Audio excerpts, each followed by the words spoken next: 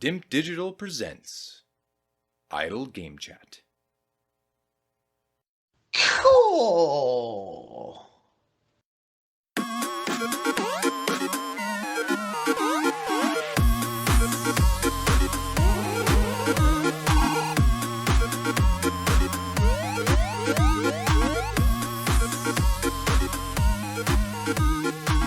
Hello, apps here from Dimp Digital. Welcome to Idle Game Chat. This is the weekly video games podcast where we give our impressions of the games that you can play today and react to the latest news from the wonderful world of video games. We are here every Monday on your favourite podcast app and YouTube, absolutely free.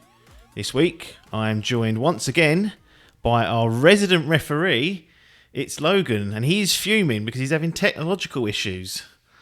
Yeah, I mean, why is this mic not working? For what reason has it just not worked today? No, I mean, I've had all sorts of technical issues doing these podcasts over the years. It's usually when you start. I've had it when I don't even unplug anything, and then Windows just decides to change all the default outputs and inputs, and they're all wrong. So that's annoying. I suspect it's something to do with you unplugging and plugging that in throughout the day. It sometimes gets stressed out, but you're you're not using the mic you usually do, so the crystal clear audio that Steve provides is not being given out this time, so he's been left fuming. Yeah, it just annoys me how technology just works. The only difference in my setup to what I normally have is the fact that I'm in a different room today. That is it. There should be no other reason. And I know this might work because I've just been talking to Pee-wee on it. So Yep. There's no issue with the tech. It's just for some reason my iPad or Discord doesn't want to play games today. Well, my old man used to always say, "Why don't computers just do what they tell you they're going to do?" And I used to think, "Well, you just don't have to use it, you silly old sod." But as time goes on and they start performing like idiots, these fucking computers, I do tend to sometimes agree with him and think, right, what are we doing here?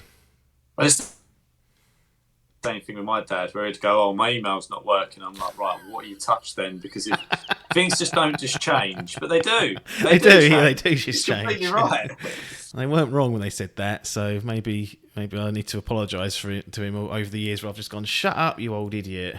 And actually, he doesn't help himself though. He installs crap like Safe Search and then goes, "Oh, the web page won't load quickly." I'm like, "Yeah, because your computer's 20 years old and you're now trying to run some anti-spyware safe fucking browser and it's checking every web page to make sure there's nothing nefarious on there. What are you using it for?" And he's like, "Well, Facebook and the karting website." He's like, "Well, they're not going to have any malware on them if you stick to that, so you don't need this. Get it off your computer. Stop slowing it down. You need a new one." Yeah, but exactly.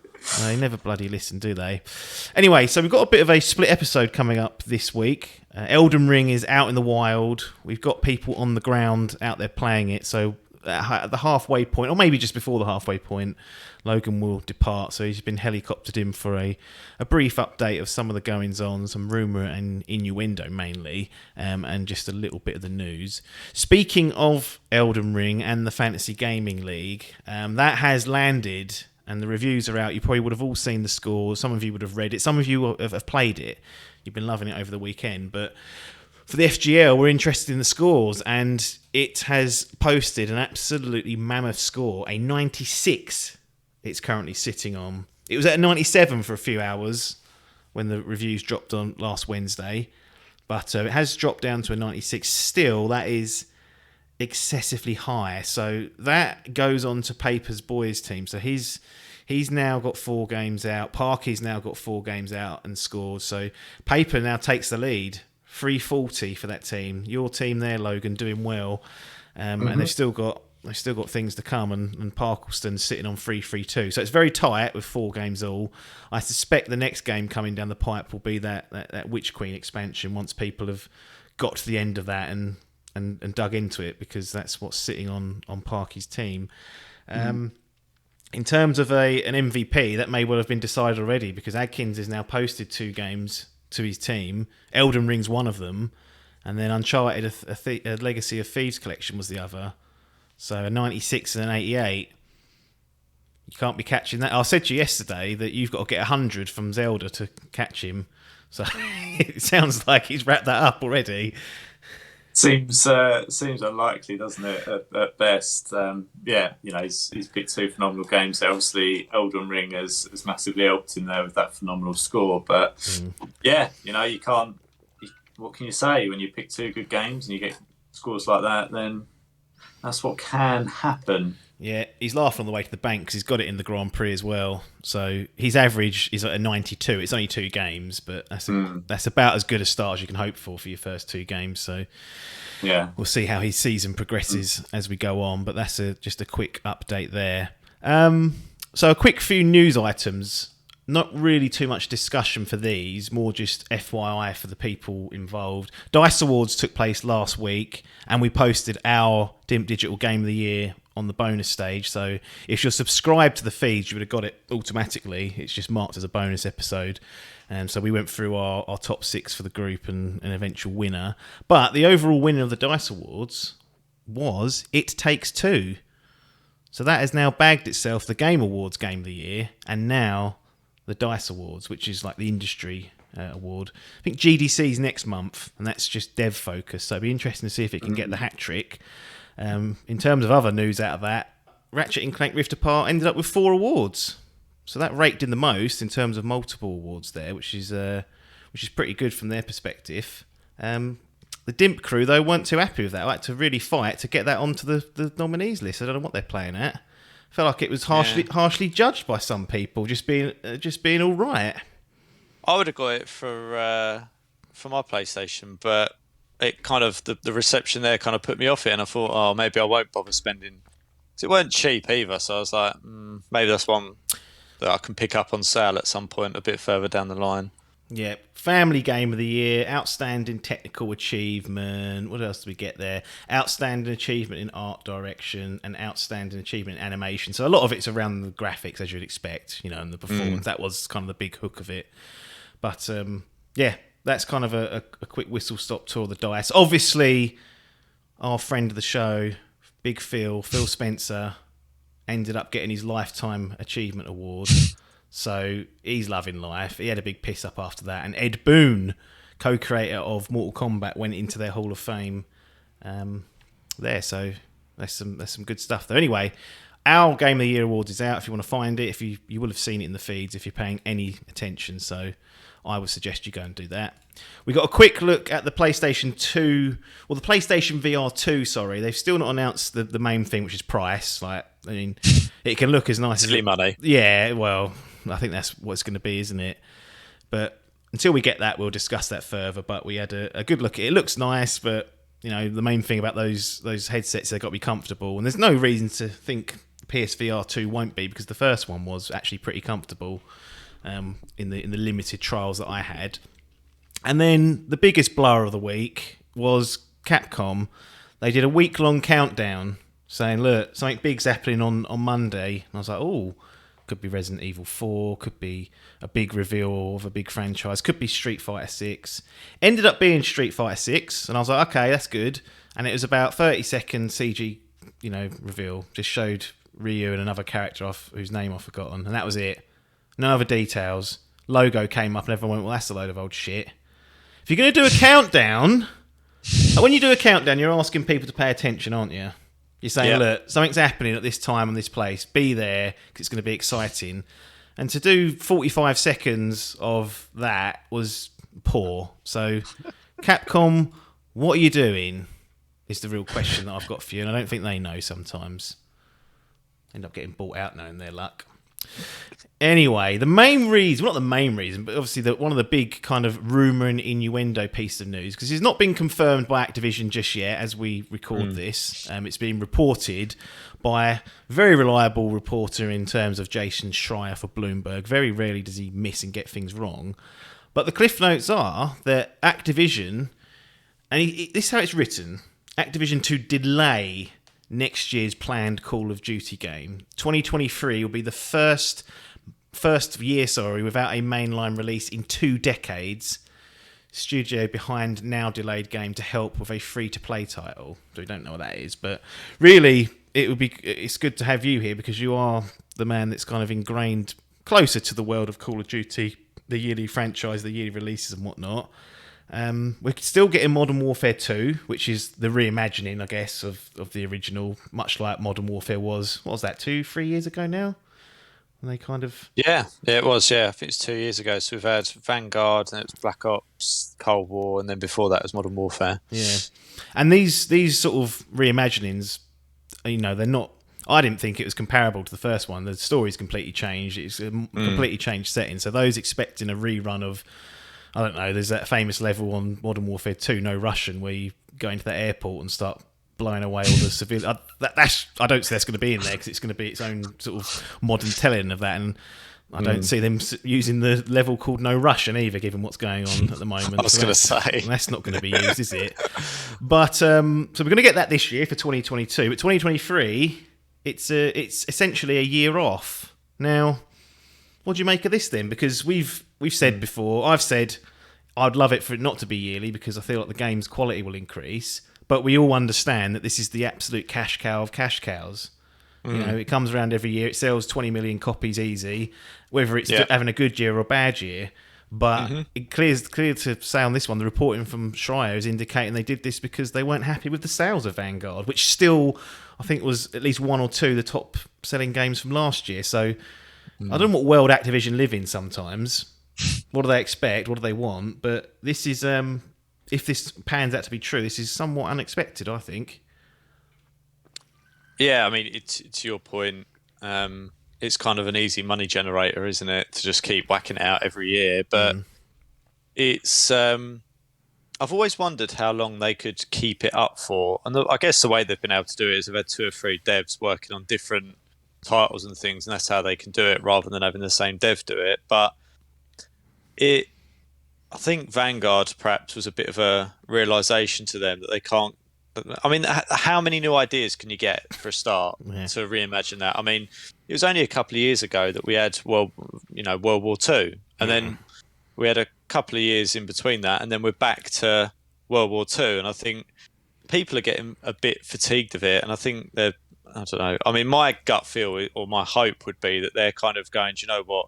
Before people start getting that sick of it, we'll make the decision ourselves and go, do you know what, we'll give that one a bit of a breather, we'll work on some other stuff, and we'll see if people have missed that and come back to it the year after. But it's, from my perspective, I don't think they need to do a yearly release. I mean, even if they hadn't released, from my perspective, they hadn't released Cold War and they hadn't released Vanguard, and they just continued to work on Modern Warfare for a couple of years, I'd have been fine with that. Yeah. Like this, from my perspective, I'm not sitting there going, I want that yearly. I used to when I was younger. I wanted that newness, that's something different, because I'd have already put 30 days into it or something by then. But I think it would be good if nowadays they could sort of stagger updates, game modes.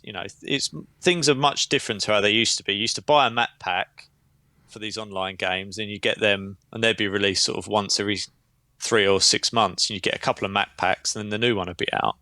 But they're often rotating and doing things with all the maps and game modes and changing things up and doing stuff. So I think they don't need to do that yearly release to keep people as interested in the game. And arguably, I think the reason people lose interest in these Call of Duty so quickly is because they are so similar that, they even rerun nowadays a lot of the old maps, and either reskin or update them. So yeah, it's a welcome break from my perspective, I think. If you're sitting in that boardroom, I mean, and let's say Alan's gone to you and said, I need you to tell the rest of the board we ain't going to put our top seller out in 2023. So they might raise some eyebrows. I mean, in what world is this justifiable? Because 40% is the figure being touted that Vanguard was lower than whatever it was, Cold War, the world, whatever it was.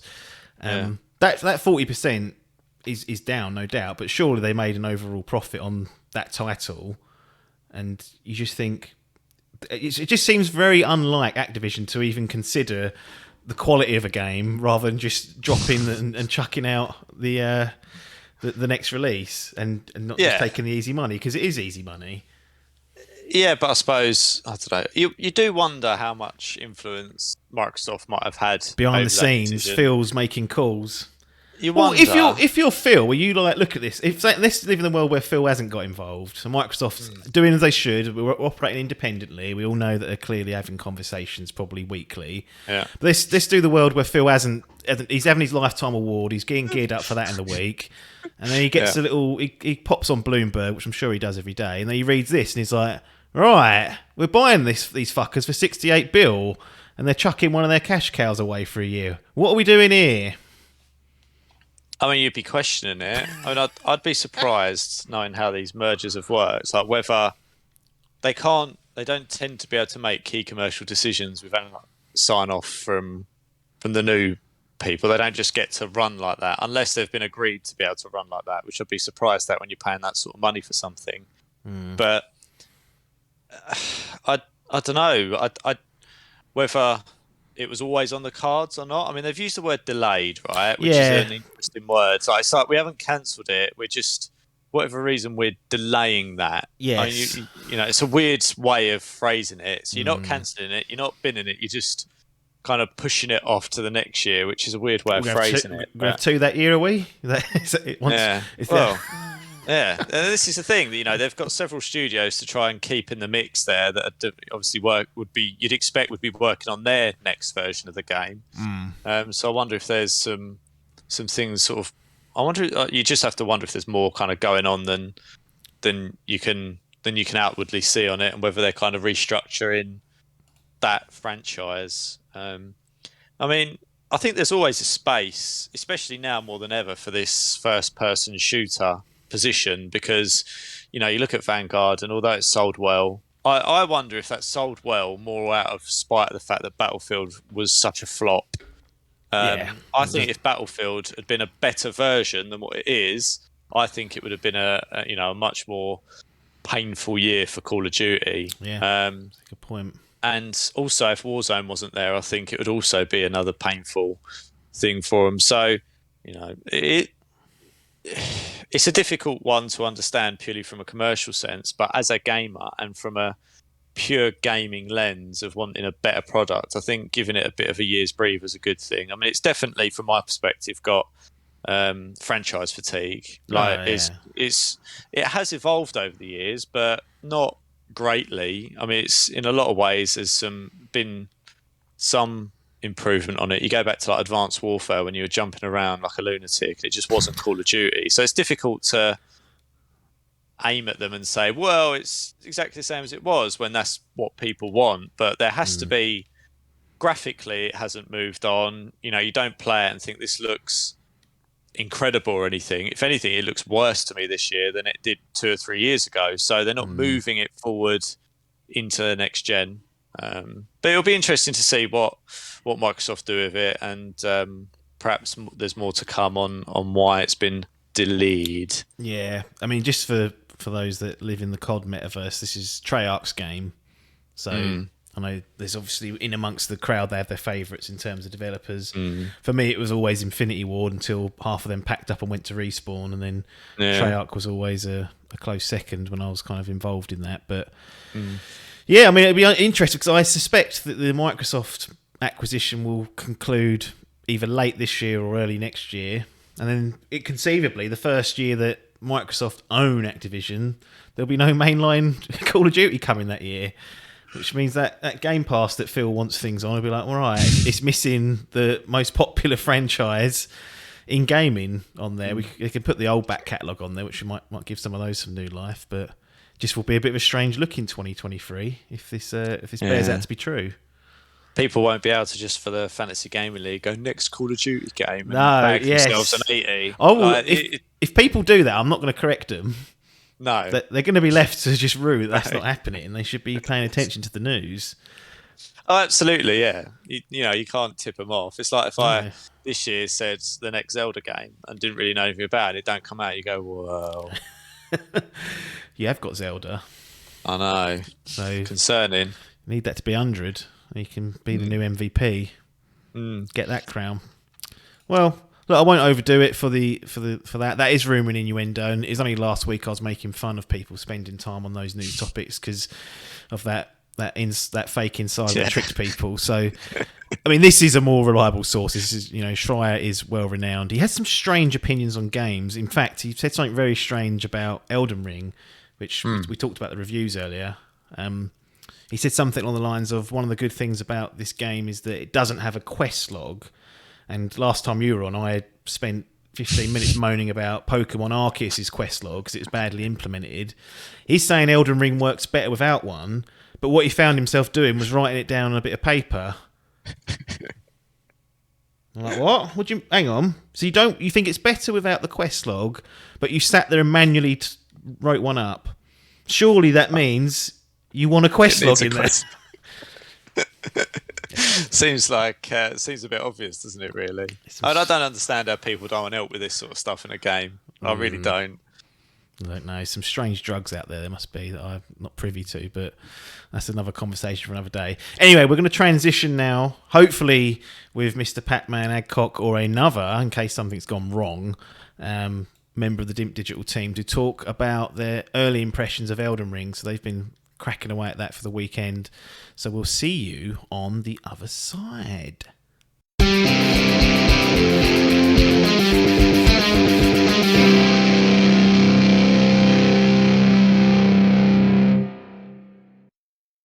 Here we are then, back with Pac-Man himself, Tom Adcock, obviously the two-time Dimp Digital Gaming Quiz champion. Still getting a lot of murmurings about perhaps you were one of the cheats in that particular win. We've obviously got Rumble, who keeps asking for a full investigation.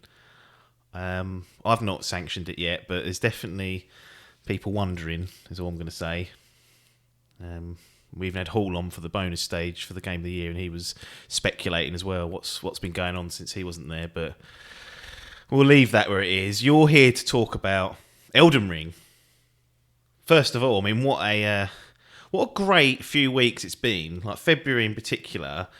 I mean, I've only actually picked up Horizon Forbidden West, but we've had Sifu, Dying Light 2, Horizon, and now Elden Ring. I'm super pumped up now. Like, it feels like we've got some real quality games. It feels like it's been a while, in my opinion. That's great for people like us that love these type of games. I feel sorry for those that are kind of sitting on the sidelines that aren't interested in either, and all they're hearing about is Elden Ring this, Horizon that. Probably all the people on Game Pass going, "Oh, we've got Rainbow Six Extraction, didn't pay for it, mate. So you're the loser there." But we're lapping this up. At least I am anyway. I'm looking. I'm going, "Oh, I can play Elden Ring after Horizon if I wanted." So, I mean, what a great 1-2 that could be.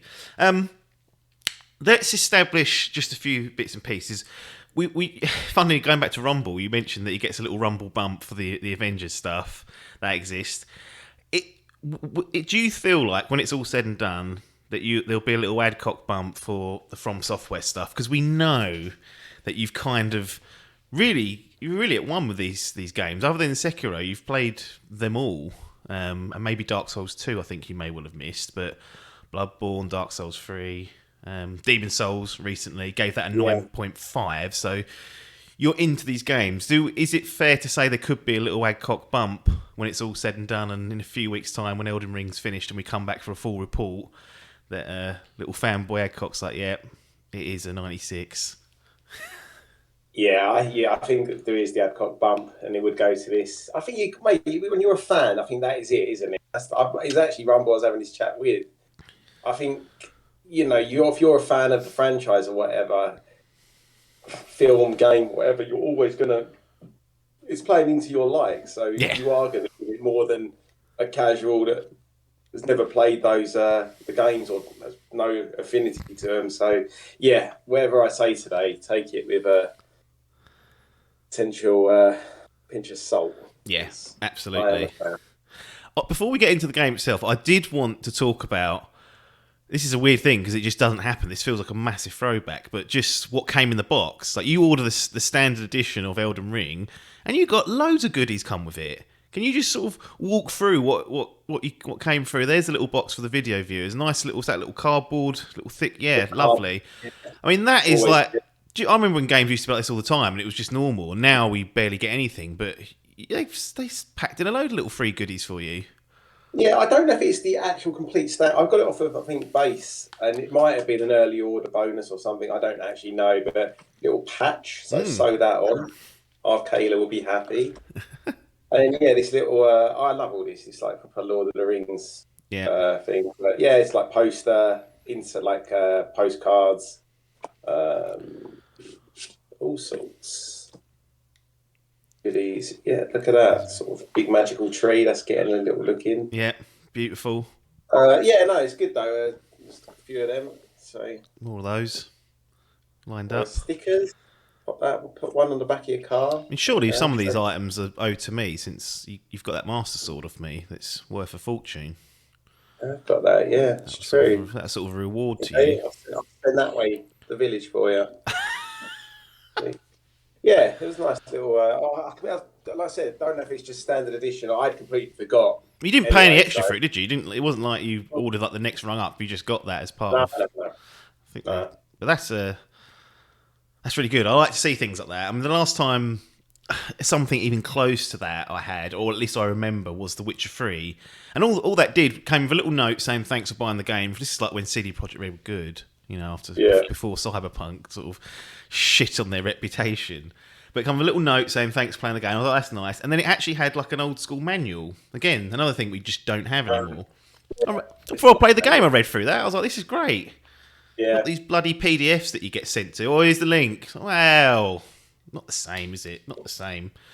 I want to set some expectations also. So we've kind of done like the little Adcock bump that might be there.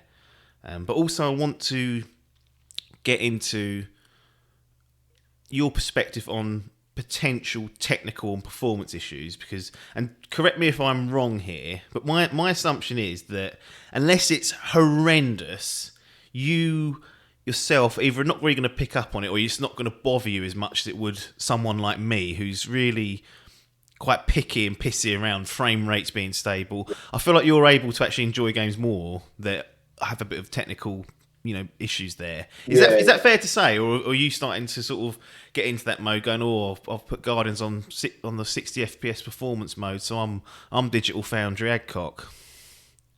No, it's fair. Yeah, I don't. It doesn't really. But my old brain doesn't really see. Yeah. No, I don't know what if it's 4K or 60 or 30. I mean, I do, but I don't. Yeah, it doesn't bother me as much, to be honest. So yeah, I can handle like drop frames. Really, as long as it's not crashing, I'm not as fast. I know. Yeah, you're like literally not. I heard you reviewing something, and it's like basically it's got to have like flawless technical things to even get above a 7 or something. Like that's the baseline. I was like, oh, fair enough. I think there's just got to be a solid foundation there.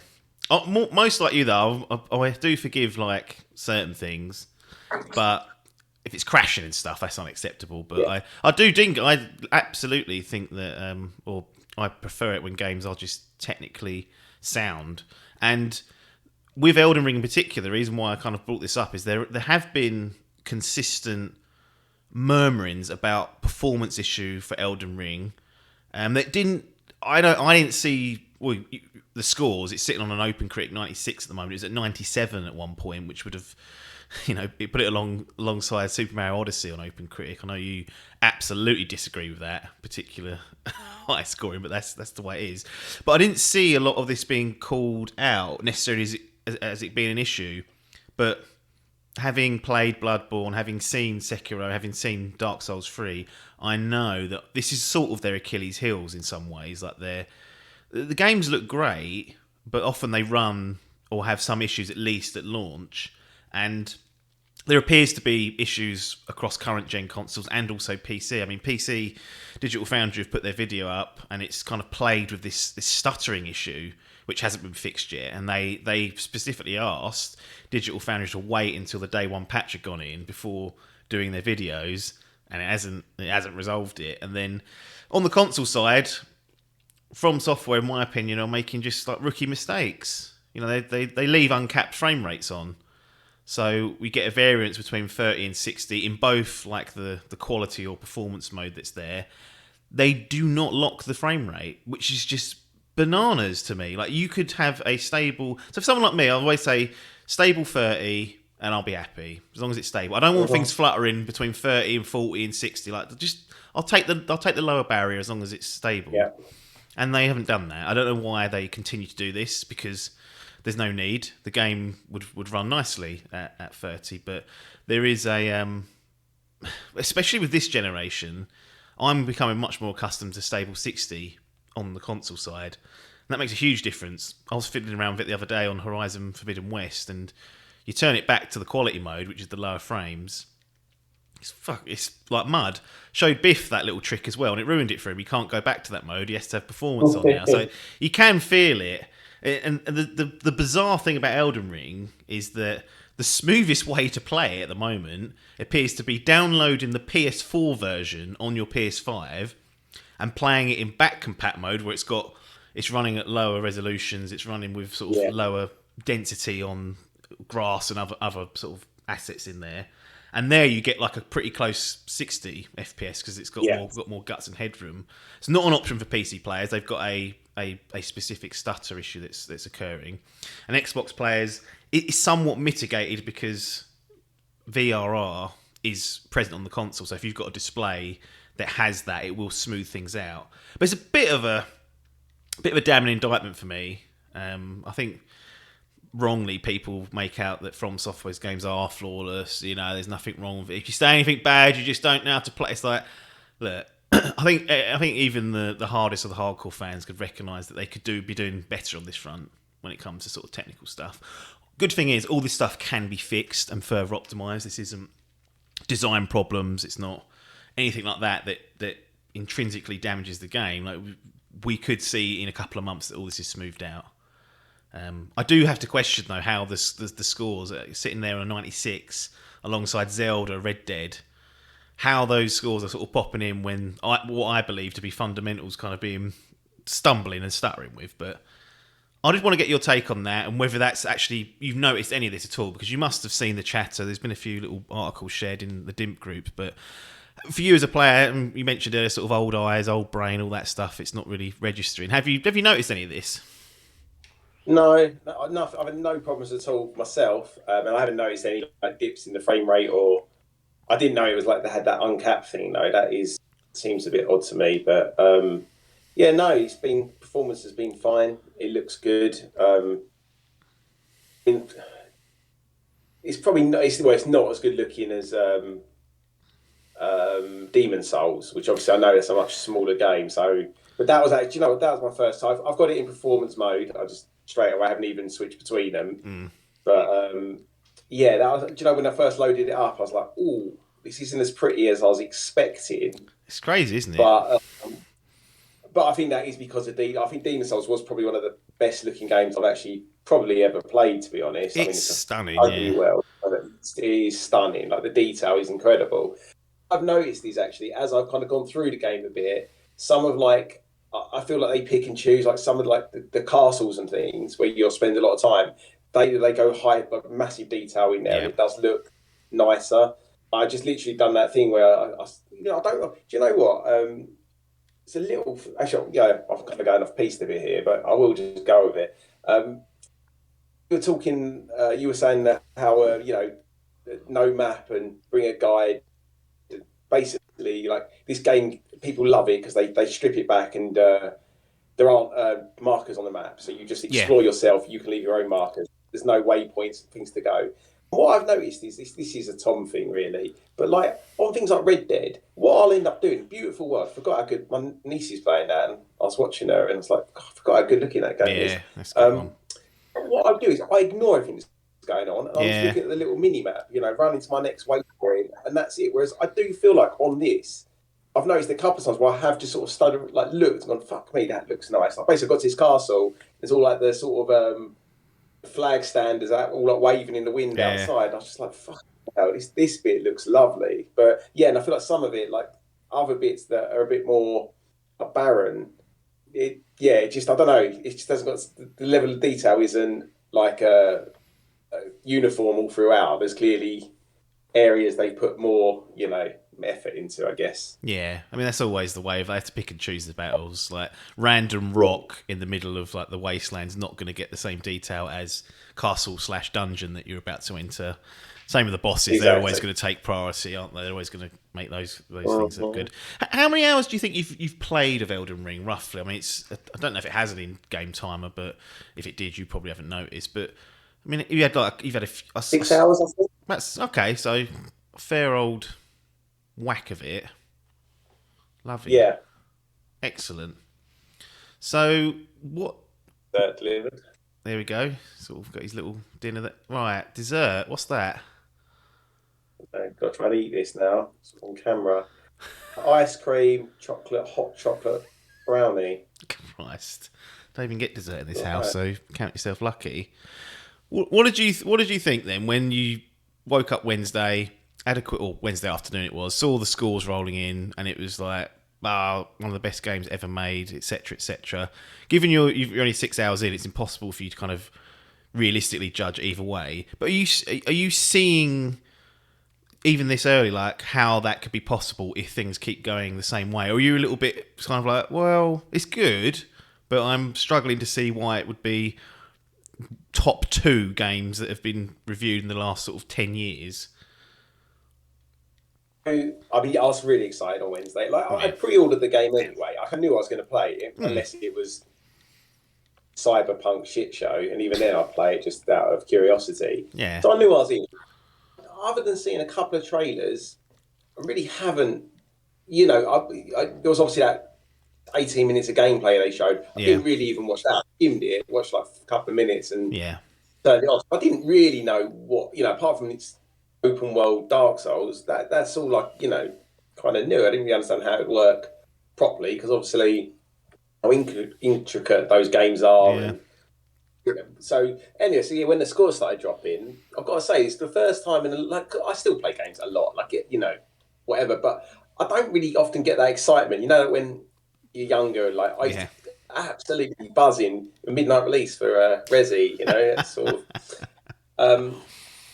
I don't get that often, but it happened with Skyward Sword. It definitely didn't happen with that. It happened with Breath of the Wild when I saw those scores drop. I was like, oh my god, it's going to be special.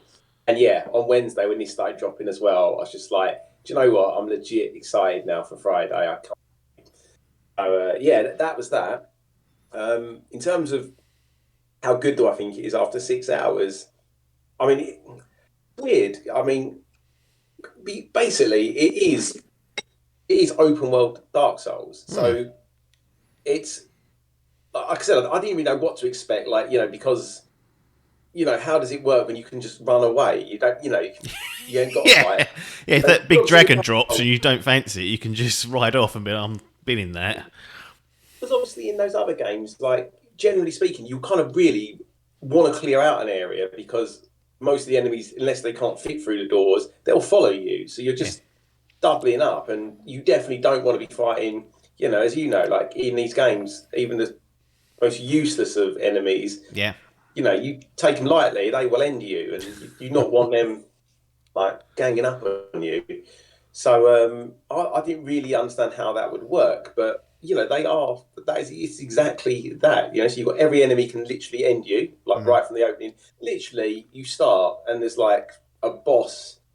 And you start at level 7, I think I did. I'm level like 25 now. I still can't beat him. What a weird thing to start at level 7. What's that? Can you choose like a build that's level 1? You normally have like Waste of Flesh or something. I remember from Bloodborne anyway, where you just start hampered. Is that the same sort of setup there that you could choose that build? It's literally if you played any of these games, it will all be so familiar. Literally, all the menus look exactly the same. I mean, apart from name changing everything, you collect souls. Yeah. You drop them, you have to get the one go to get them back. You've got all your actions on your D-pad, like before, your health and quick access to your items. You can, so it's literally copy and pasted over. Anyway, going back to your question. Yes. The thing is, I have barely scratched the surface. I've left the main, the starting area once, I think. So I'm I'm still very much in that opening now, like, you know, the equivalent to like the Great Plateau, I guess, in Breath of the Wild. Yeah. I'm just curious, like, because obviously when I think of like The Witcher, for instance, you know, there's so many side quests that they're the best bit of it. Yeah. Right. Whereas, I mean, I've met a couple of NPCs, but obviously in that sort of From Software sort of true to form, everything's very vague. You know, no one's giving you like, you're not getting a cutscene, getting 20 minutes of exposition telling you what to do. It's like a couple of mumbled words in like broken English, like hinting at somewhere to go. So I'm not like, I don't know if it's just what I've seen is just going to be the same thing for 80 hours, as in, you know, very vague storyline, you know, and killing things. I don't know if I'm going to be doing like fetch quests. That's what I mean. At the moment, it is like exactly what it said on the tin, you know, like it is open world Dark Souls. So hard enemies, hard bosses, dungeons to explore, castles, and it's just a massive open sandbox outside. So with that in mind, like, yes, I mean, all these games get, you know, scores. They are all good. I don't know. Like, am I surprised? I guess you're talking like best game of all time, aren't you? So basically, I just can't say. I mean, it's definitely got the potential to be, is what I would say. Just need to see what else it's going to be offering, basically, because I feel like there is more to it because I'm so early, but I don't know for sure because I don't know anything about it. I haven't really read much, so I don't know what to expect. But no, that's fair enough. I think you've kind of answered this in a not directly, but just in the words you said, but just so that people understand. People that perhaps didn't like Dark Souls previously because of combat difficulty, etc. From Software haven't made this any more approachable by the sounds of things, other than the fact you're in an open world, so you can run away and do something else. Whereas, you know, particularly in Bloodborne, you kind of have to get through the boss to progress at some point. Now, I'm sure there's going to be moments like that in Elden Ring, but there's more to do, isn't there? There's a whole fucking land out there to bugger off to. So if people were hoping that, they're going to make a more approachable game now it's open world, I guess it's time just to sort of piss on their bonfire and say, no, this is still going to beat you up badly. It's a From Software game, and it's not pulling any punches.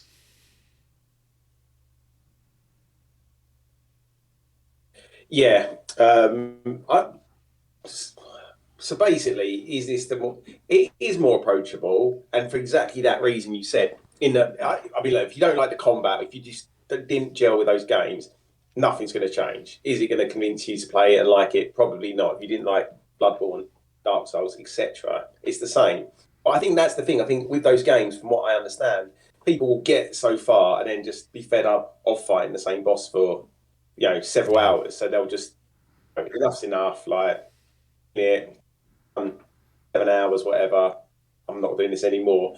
Whereas exactly what you said, on this, there's always something else to do. So if you get stuck, you can just ride off in the other direction. And then obviously you'll be leveling up. And then so more naturally you'll come back.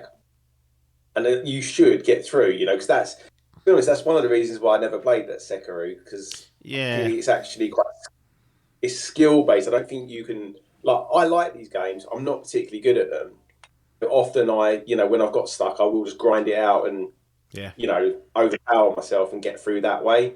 So I'm sure I'll be doing that loads, like in this. But yeah, because of that reason, I feel like it is probably a good place to jump in if you played these games before or haven't bounced off them, basically. But like I said, if it's fundamentally not your thing, it's not going to change your mind. Do you know what I mean? It's not. Mate, you can go around picking up resources, doing busy work now. Just pick up little petals or whatever. So crafting, got all these things that people love. Combat-wise, I've only seen the videos, not played it, but it felt like it was more of a Dark Souls than a Bloodborne. Slower, for better or for worse. Correct? Or have they got their own kind of style here? Does it have its own identity? Or does it feel like an extension of what the Dark Souls formula has sort of been for free games? Yeah, very. It feels a lot like Dark Souls 3 3, I'd say probably it's the closest to. Yeah, and it is like literally again copy paste. Really, you can like I don't think you could do this on Dark Souls. So you obviously have your left and right arm. One defense shield weapon in the other. You can like get 2 swords. You can dual wield them. I don't think that was possible in the game. So you got a lot of like it gives a lot more attack options, I guess. And then obviously, I guess a huge thing is now you can fight on the back of your horse. Like so. Oh yeah. That's so you'll often get like other like horse born enemies, and they're a nightmare if you're on foot. So you want to be getting on that horse quick. So that's new, but yeah, it is essentially the same thing. So it is more like patient fighting. Just looking for that weakness. You haven't got the born where it wants you like forces you in because you haven't got a shield, and you're actually rewarded there, weren't you? Like you would get your health back from like you took a hit. If you got a hit in within I don't know a second or two, you would actually get some of your health restored. That's it. Yeah. This is much more like shield up, wait for that roll around, wait for the opening, and get a hit in and go back to it. So yeah, that is the deal. Excellent. Do you remember what kind of build you set off with? So there's like half a dozen classes. I don't know how many are there, but did you do any research as to what one you felt would work best for you, or did you just go with your gut in the game? What did you go for and choose? So I actually just randomly. I normally do my little research and pick one that's good for like people who aren't good at the game, which tends to be like a pyromancer. Having that sort of magic. Yeah. Because then obviously if you can get a couple of hits in before those enemies can even get at you, then that is really helpful. Bit of range. But, yeah. I just went completely random. I chose the hero class. I don't really even know what that meant. No. From software, I don't think it tells you a lot. So yeah, that's my class. But to be honest, over the course of however many hours this is going to be, I think you can completely rebuild and rebuild from it's literally just a starting thing, and it's up to you what you do, what you put your points into, and what weapons you get and everything. So I'm sure I can sort of as I go along, but happy enough so far. Excellent. How are you? Obviously, their previous games designed quite tightly, sprawling, but very clever design, and the great moments when you unlock the shortcut and realise it's round the corner from where you started, and it's just that moment. Now, I'm sure that's possible in this when you go to visit things like the dungeons or the castles, that sort of element's still there. But because it's a open, broad world where you can just sort of wander, there's no shortcuts to be had there other than fast travel, it is going to be what it is. Are you at all concerned that you'll spend a bit too much time in this sort of open world where the design is there? Let's not say it's not well designed, it clearly is, but you're going to be restricted to those kind of great moments just to when you head off to a castle or a dungeon to tackle. Is there any concerns from your perspective? Because you're coming sort of not hot off the heels, but Demon Souls wasn't that long ago, and that's a very different game, much more scope wise down, but again still got that kind of design philosophy. And then here you've got a big open world that you're expected to kind of comb over in between those moments. It's a different flow, isn't it? Yeah, very much so. I mean, I don't know. It's a nice. I guess it is a nice change because how many times, as much as I love Demon Souls and the Dark Souls games, I mean, they have been done to death, I guess. So it is a natural, like, evolution of that. So I think it's fine in that respect. Also, I mean, I know again I've only scratched the surface, but like it is so big. There is so much to see in the open world, and like so many like caves that then lead into a dungeon. Like there is something around every corner basically. So I really haven't like noticed that yet. And then I guess the castle at the moment. I think it's called Storm Val Castle. And it basically just feels like, it's gone straight into like Dark Souls. And I'm like, okay, this is really familiar now. Like there's, like the bonfires in the castle, and giant knights. Like I've unlocked a shortcut, so it is all still there. Obviously, I could have gone pretty much. I had to get through a boss to get here, but essentially that could have been the first thing I'd done. So I'm like, I don't know how many things are like that in the game. Yeah, but I feel like you really have, you've got the best of both worlds, really. Like you're into open world game, and you like those games, then if they've melded them together so well, like it's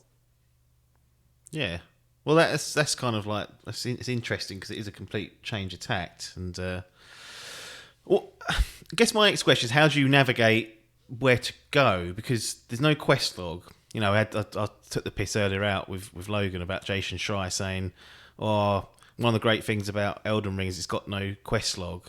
It's not. But I advise you that you get a pen and paper and write down your own quest log. And then he said it would be worse off if it had its own quest log. And I'm like, hang on, you're manually writing one down because it hasn't got one. So don't lie and say it's better because it's not got one. You've had to fucking set up a notepad document. And people say silly things. It annoys me. But obviously that's these games do not hold your hand. And now the scope is infinitely bigger. The previous games, you can easily get lost and not know where to go. But in hindsight, when you look back, you're like, of course it was down that alley. Of course it was that way. Here, you could, I'm assuming, you could just wander off in a direction that's not related to it. They must have designed this in a way that you can kind of...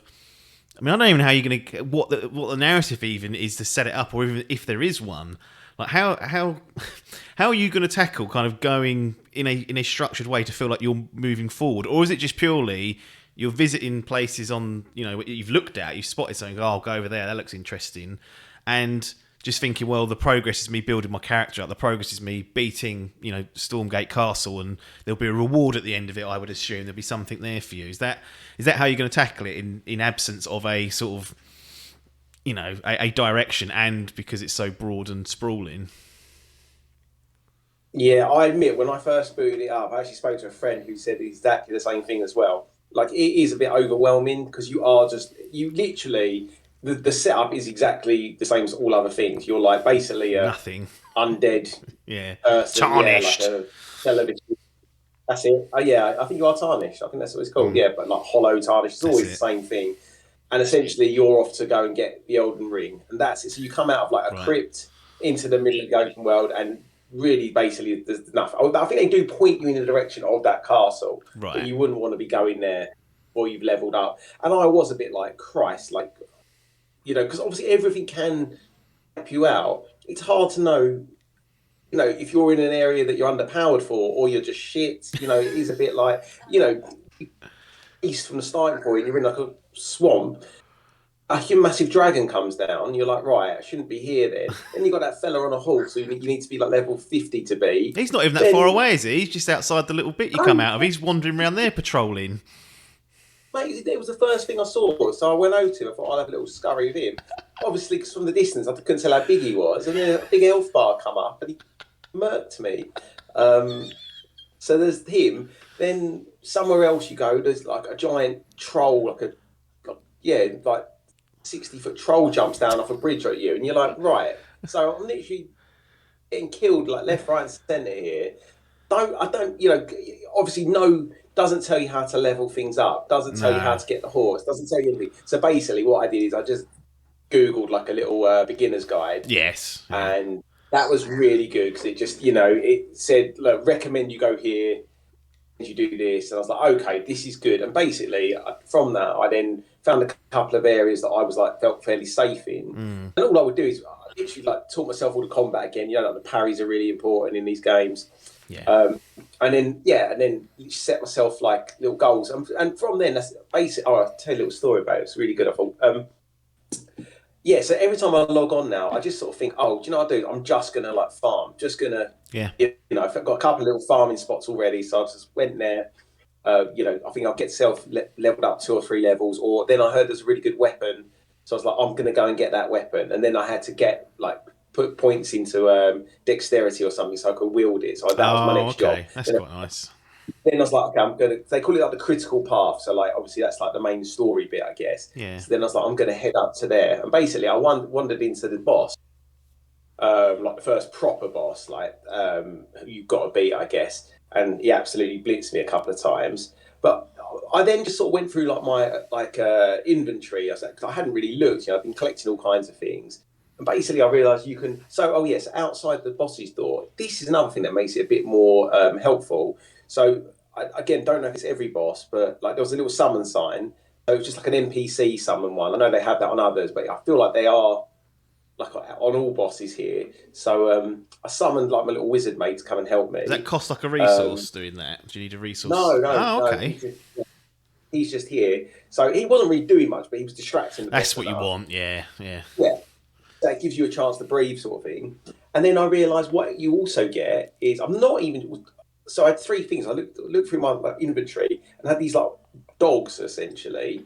I obviously collected them somewhere. I knew how I got one, the important one. But basically, you can then summon them into the fight as well, and they'll attack the boss. Yes. So you're like, oh, okay, I'm not alone here. I've got some options. And basically, the second time I fought him, I sort of set my dogs on him.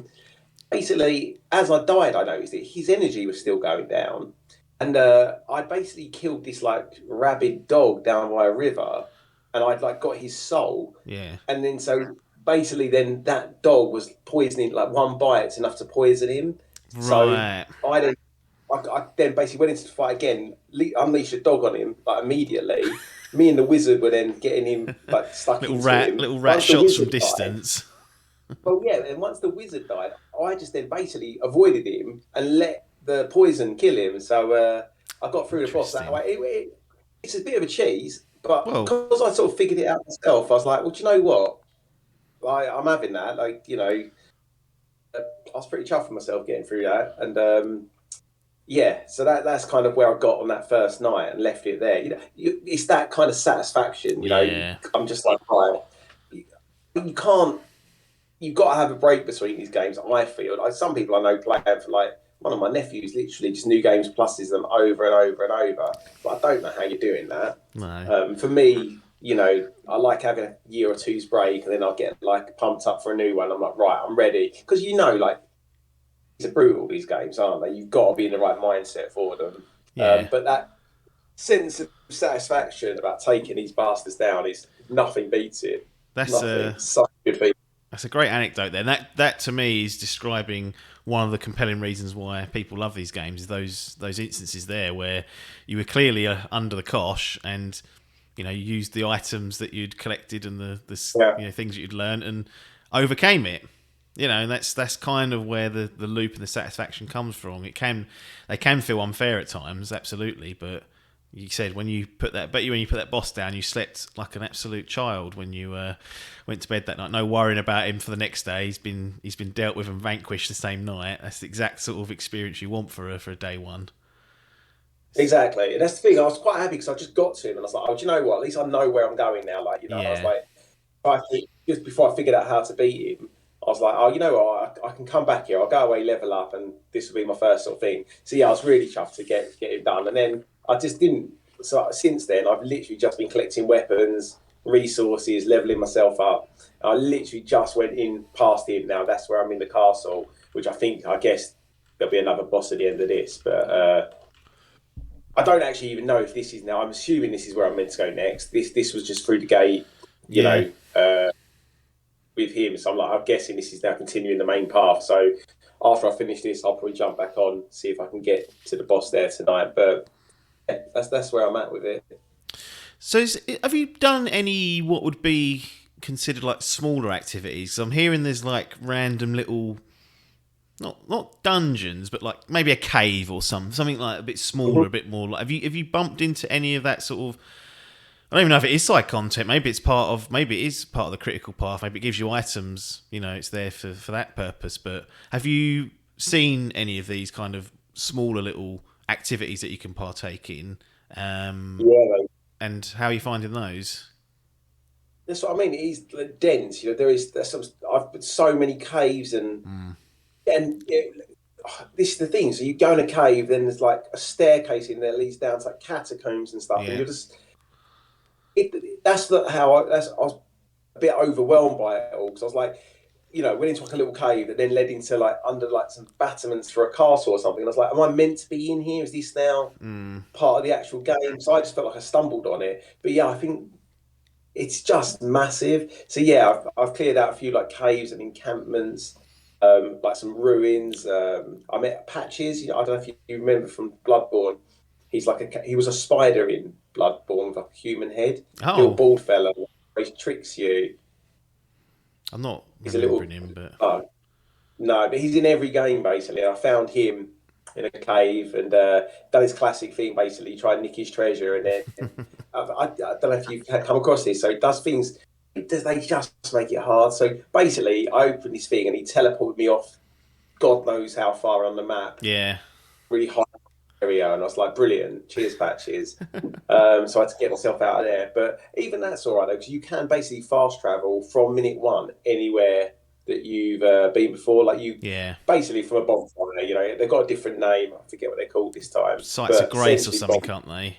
That's Grace to see, yeah. Yeah. So yeah, anytime you activate one of them, that then instantly becomes your fast travel. As long as you're not actually engaged in combat, you can just use that whenever you want. So really handy. And then also, anytime you're at it's actually really kind in this respect, because I was worried about this. Sometimes getting to a boss is a nightmare. Then obviously you die, everything resets, and you've got to get yourself back there again. And I was wondering how they deal with that. But anytime you're at an area, well, so far where it's going to be difficult, it basically just checkpoints you right there. Even though there's no bonfire there, you'll actually start. It'll give you the option. It'll be like spawn at last of Grace, or it's got a name, I forget it, and it'll be just literally right on the game gets hard again. So I'm like, they were quite kind with that. So can you, if you chose to go back to your last Grace site, could you then have to manually get to that point again? You wouldn't be able to fast travel back to that little checkpoint part, because it's not a site, it's just like a little, if you want to try immediately again and think you're going to be good at it, then you do it that way. So that's exactly it. Yeah, you can't, they don't become like markers on your map, but yeah, you have to make your own way back there. But it's good to have that choice. I think it works really well, because there's no frustration then really about having to backtrack too much, so yeah, it's good. So I've seen that there's a very light, and I don't even know it's a waypoint system, more of a suggestion of where to go in the form of a bouncing light that you can follow, and it's supposed to, I guess, direct you to points of interest. Maybe not the critical path, but more so that if you're near something that will have a reward and a battle to be taken, it will take you there. Have you been following that at all, or just kind of doing whatever you're looking at in the world and saying, I'm going to head there? And do you know what purpose that serves yet, or are you kind of still figuring that out? Yeah, no, I've seen it. I think it's exactly as you say, though. It looks a bit like the thing in Shadow of the Colossus, literally like a stream of light. I forgot about that. And yeah, I think, I don't know how as in it was pointing towards the castle to begin with. Yeah. And then I feel like it then carries on. I don't know if that then gets you all the way through the game. That's all. I don't feel like it would be that simple just to follow the light. No. From what I understand is if you were to go far enough, sort of, say, east, away from the castle, it would then start pointing to something that's nearer to you in that area. That's my understanding of it. It's kind of it's based on your proximity to certain, bits and pieces. Yeah. But yeah, no, I've just been wandering around basically. But then, yeah, so far I've just been wandering around. And then when I but sometimes I feel like I'm going to go explore, just set off in a region, go see what I see. Then other times I think if I just want to level up, if that is my goal, rather than do that, because then obviously, you don't want to be losing 10,000 souls you've just collected, getting some random character just come out of nowhere. And I think obviously things literally, this giant crow killed me once. And literally ripped me off my horse and just killed us. Obviously he's in the air. I didn't know he was there. So I'd be livid. If I'm just going to farm and look for upgrades, I've found a couple of areas that are quite good just for doing that. So I'll be I'll just hang around here because I know it's safe. If I die, I know how to get my souls back and stuff. And it's actually quite good because it's a human enemies. Seems to be the story's vague, so I don't know who they are. What they're dressed in classic medieval armor stuff.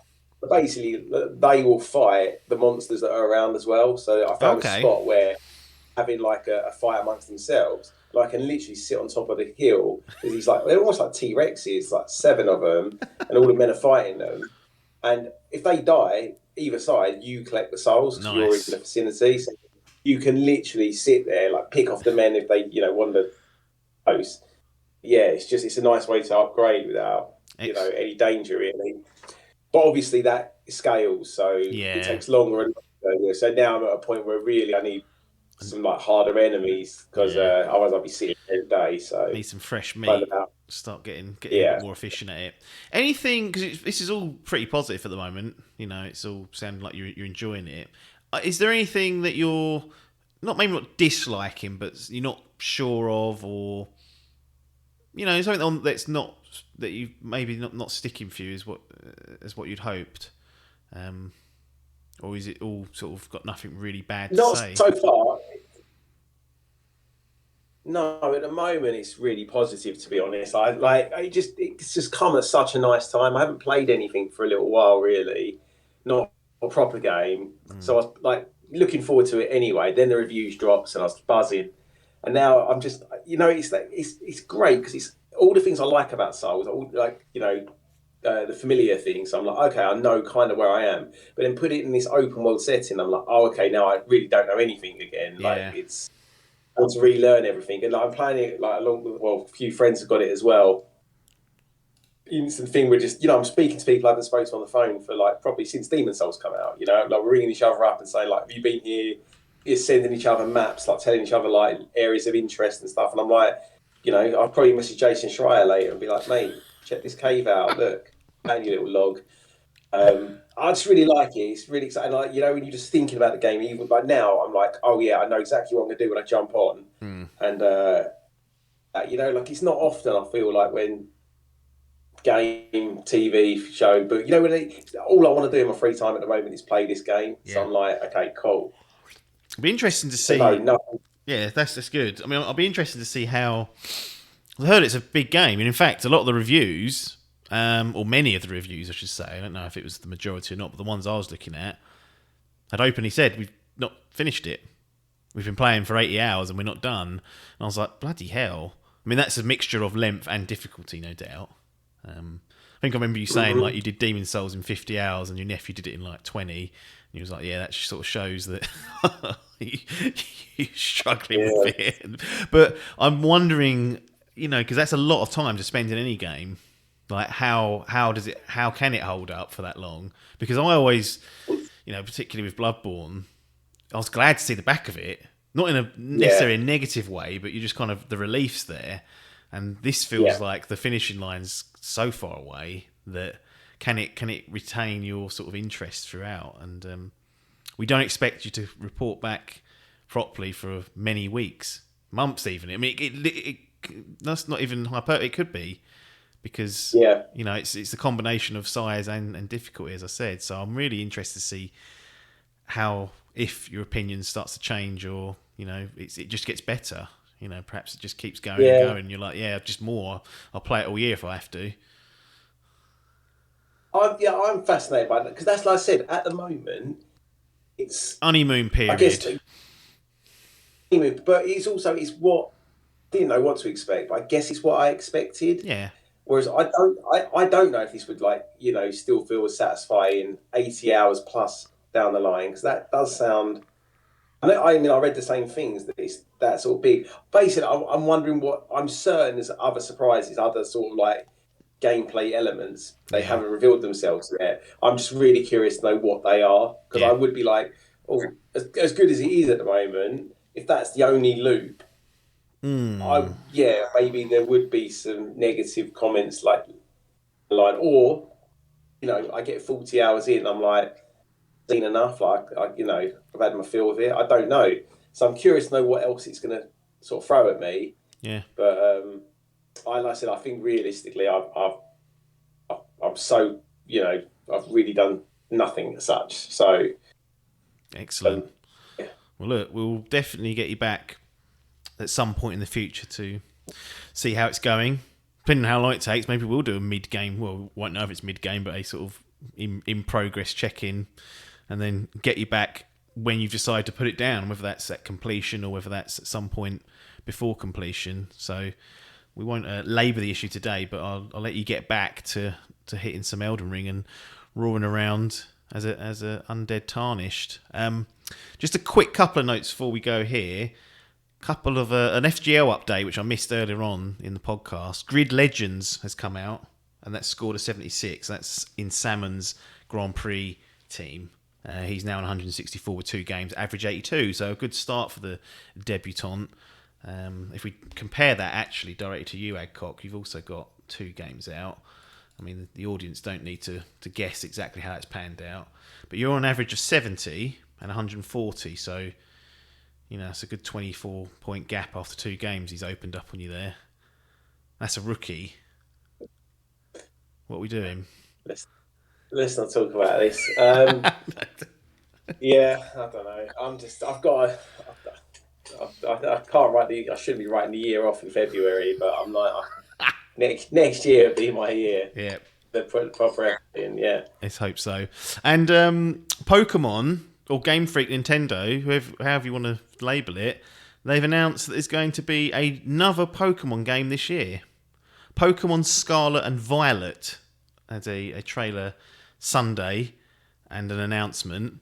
We're going to get 2 Pokemon games in 1 year, and I have vocally shared my grievances with the technical side, funnily enough, of Pokemon. Just fucking slapdash or haven't got the minerals to do it properly. One of those 2. And it's no wonder when they've got another game, same developer, same studio, Game Freak doing it again, and concerned is all I'm going to say. It's great for people that love Pokemon, but I was not expecting a follow-up or another game so soon. And this is going to be set in sort of modern times. Legends Arceus is kind of like a prequel to it all. It's almost like an origin story. So this is like Sword and Shield. It's going to be that kind of setting. So it'd be interesting to see how that pans out. But I just can't believe it's coming in 2022. And then, is Zelda even going to... That sound, and where are they going to squeeze that in? Got Xenoblade as well. Is this going to be the same game engine as same visual style as Arceus? It looked like it, yeah. From the trailer, it did look like it. I don't know if they've confirmed anything like that. I didn't get time to sort of read any of the press about it, but it looked like I could see the Pokemon wandering around looking exactly the same as they were in Arceus. So it could be a bit of a hybrid, maybe. So it could be a bit like Sword and Shield, but perhaps that had a wild area, didn't it? From what I remember, Adkins telling me about that, which was like a small version of Arceus, like a little just one area. So maybe it'll be a bit more like that. Maybe they'll do a bit of a hybrid of it. But I don't know. I've never played a Pokemon game, but they do. This is, I guess, I know this is a big surprise, but like they do like dual releases. Don't they often? You'll get 2, and you can pick Scarlet or Violet this time round, so red or purple. So that's your sort of options. So is it going to be 2? Oh, so this is going to... What I was trying to say, these 2 games are like the 2, but actually this game is going to be in 2 versions itself. So technically there's 3 releases of a Pokemon in 1 year. You've got Legends Arceus and this. That is mental. I don't know what's going on logistically at Game Freak to allow them to put the effort in that's required. I don't know. If they pull it off, great. If they can release 2 Pokemon games in 1 year, then they're all excellent, good. But I already saw the seams coming away with Arceus' certain issues, so not exactly confident that those same issues won't rear their head for Scarlet and Violet. But more to come in the coming weeks, I guess, as we find out more about that. But some late breaking news for the podcast. Sort of the advantage of doing it later in the weekend, but then means editing will take up more time than it needs to. Sort of, I lose sleep over it. So, and you delayed it by an hour and a half. That didn't help. That's sort of had to mess things up to fit you in. But as it was Elden Ring, I thought I'd make the exception. But there you go. That's that. Anyway, I'll get back to Elden Ring. I'm going to go and play Horizon. That's still played about 30 hours of that. Still loving that. Looking forward though to booking in I think I'm going to book in Elden Ring at some point during the year. I don't know when. It feels stupid to go from Horizon directly into Elden Ring, like two big. I know they're different, but they're still meaty games. I should really wedge in a smaller game. What was that game that you played that was the Her Story developer? What's that called on Game Pass? Called Telling Lies. Telling Lies. Tell you what, we'll get you back actually at some point to do a quick sort of report on that, even if it's just to plug on at the end of another podcast, because I do want to get your opinions on that, because we discussed Her Story when that came out back in the day, and this is the same team. So I will make a note of that, and we'll get that over to our wonderful audience who are watching and listening to the very end of every podcast, I hope. Well, actually, I can see in the analytics when people drop off, so you will be... I can see you. Those of you that are bailing out after 3 minutes. So what are you doing? How can you get 3 minutes in and think, I ain't doing that anymore? Fucking losers. Anyway, nothing more for us to say. We'll be back next Monday with a mixture of news and game impressions. Support us on patreon.com/Dimp Digital if you want to do that, or on twitch.tv/Dimp Digital. Nothing more for us to say here, though, other than thanks for your time. And ta-da.